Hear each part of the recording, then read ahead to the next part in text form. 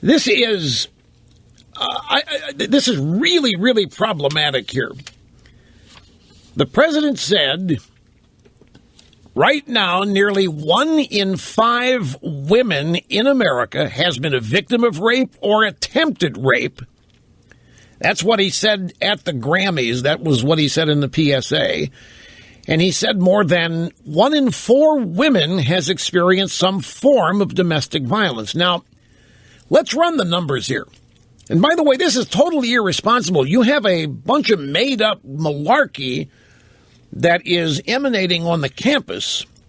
You know, after the fake rape story at University of Virginia that ran in Rolling Stone magazine, and all kinds of it when people pointed out that, hey, it didn't happen.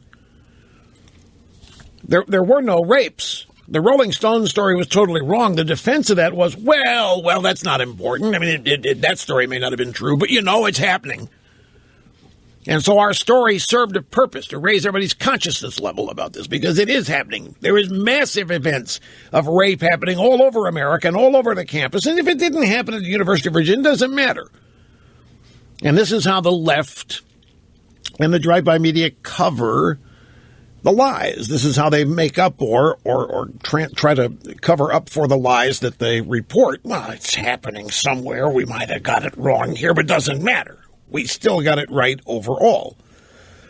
Out of the current population of the United States, 316 million, women comprise statistically about half of that, which means that there are about 158 million women and girls in the U.S. Now, if 20% of American women have been raped or almost raped, that's 1 in 5, then that's a total of 31.6 million women. 31.6 million women have been raped or almost raped. What is almost rape? What is that? Did he define that? So we're left to our own devices to define almost rape? Okay. Well, just going by what the president said, 1 in 5 women in America have experienced rape or attempted rape.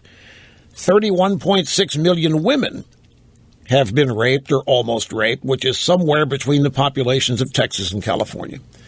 That's the way to put this in perspective. So in this country, the populations of Texas and California, women have been raped. Now, the numbers the president gave are widely out of line with national crime statistics, which they don't show anywhere near that number of rapes in the past 20 years. Nowhere near it. The national crime stats show fewer than 2 million rapes being reported in the last 20 years. That's a big difference. 31.5 million versus 2 million. That would also mean that if Obama is right and 25% of American women have experienced domestic violence, then, again, running a number, 39.5 million women in the country are victims of such violence, and that's more than the population of California. And notice that the same time Obama claims the media is hyping terrorism, and that's why he went out and said to Vox, they're hyping terrorism. This is a bunch of random zealots. It's just some zealots shooting. It's just random folks. At the same time Obama claims the media is hyping terrorism, he points out and puts out just outrageously inflated numbers about sexual assault and violence against women. You talk about hyping something? But it's even worse than that. The numbers that he announces are even worse than that. What's happening is it all started, actually it didn't start, but it really intensified with the totally made up war on women being conducted by the Republican Party. That began in earnest in January of 2012, during a Republican primary debate when George Stephanopoulos relentlessly queried Mitt Romney if he favored contraception laws in states, and nobody knew what he was talking about, Stephanopoulos. It came out of the blue, it came out of nowhere, and Romney, after trying to deflect it, had to answer the question to make it go away. Once he answered it, that was it. Didn't matter what the answer was. Romney said X about contraception. There you go. Republican candidate commenting on contraception. That equals a war on women. And that's where the intensification began. This war on women theory and meme is actually part of the modern era of feminism, which can be traced back to the late 60s or early 70s. The notion that men are predators, that all men are predators, that's their natural state, that women are at high risk every day of their lives in this country. And Obama is now throwing gasoline on that fire and using totally made-up statistics, creating a number of, it's a situation of rampant fear among college women all over the country with these mythical stories about the rape culture that exists there. And now here's Obama throwing gasoline on that fire, it's just going to further divide men from women and vice versa. And this is not unity. This is not comedy. This is not everybody getting along. This is pitting people against each other. This is creating culture wars, or in this case, exacerbating them. And for what purpose? What in the world, what purpose is served with Obama making these numbers up? What purpose is served by lying to the American people and telling them that 31.5 million women have been raped or almost raped in this country? The Washington Free Beacon from today, Obama uses discredited statistics on sexual assault. President Obama repeated sexual assault stats during the Grammys on Sunday night that have been thoroughly discredited. In a video during the broadcast of the award ceremony, Obama said that almost 1 in 5 women have been a victim of rape or attempted rape. And again, that's 31.6 million women using the numbers. However, that 1 in 5 figure has been widely questioned. American Enterprise Institute researcher Caroline Kitchens noted in October of 2013 that the statistic was derived from a questionable study.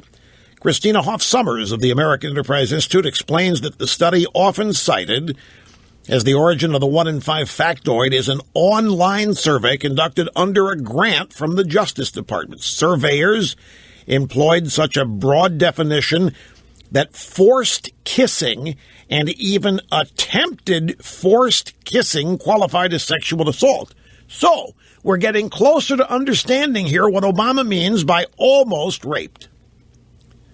Forced kissing and attempted forced kissing. Now, you think I'm exaggerating about the negative impact all of these lies and myths are going to have on our culture. From our old buddies at campusreform.com, Columbia University to force students to write poetry to combat sexual assault. You remember when, that's granted, these are the old days, and I'm not trying to come off as an old fuddy-duddy here. I've studiously tried to avoid that as I have matured and grown older. But you remember the days when colleges and universities used to require learning math and languages and advanced science before you could graduate? And now it seems the only requirements are things like learning sexual respect and tolerance for sexual diversity. Columbia University students will be required to participate. Required. This is not even an elective. Columbia University students will be required to participate in a sexual respect education program, which can include poetry writing if they wish to register for classes or get a diploma. Columbia University. This is not the University of Mars we're talking about here. It's Columbia University, ranking high up there in the Ivy League. And if you want to graduate, register for classes, get a diploma, you're going to be required to take a sexual respect class, a series of them, which can include poetry writing. Students will have to complete one of 4 options by March 13th. The options include participating in an hour-long workshop, submitting a reflection piece on 2 different technology entertainment design talks, watching and discussing short films on sexual abuse.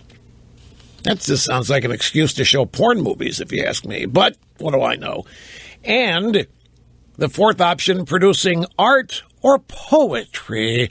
According to the Columbia Daily Spectator, students' art and poetry might be on display even in an exhibit later in the semester. Decreasing the prevalence of sexual assault requires a dramatic change in campus culture, said Jason Reed, a Columbia sophomore. Neither poetry nor one-hour trainings will affect meaningful change. Apparently, the sudden increase in sexual assaults on college campi is almost as established a myth as is global warming, and the only complaint seems to be the colleges aren't doing enough to stop it. Now, the push for training, this requirement that students take a sexual respect education program, including poetry writing, the push for this was led by students at Barnard College, an all-women's liberal arts college affiliated with Columbia. Barnard students do not have to participate in the program. They just said everybody else does. You believe that? The women at Barnard College don't have to participate in the program that they are demanding be taught at Columbia. Of course, the women are exempted. Natural women are, of course, exempted. Women are not natural-born predators. Women are not natural-born rapists. Women don't engage in sexual abuse at all. They're never anything other than victims. 1 in 5 Americans. What do you think this is going to do to people out there to believe this stuff?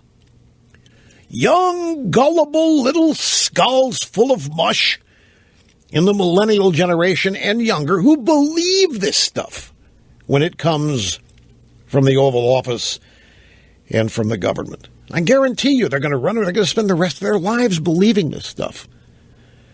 Anyway, I take a break here, but you sit tight because we're just getting started. EIB Network and El Rushbo back after this.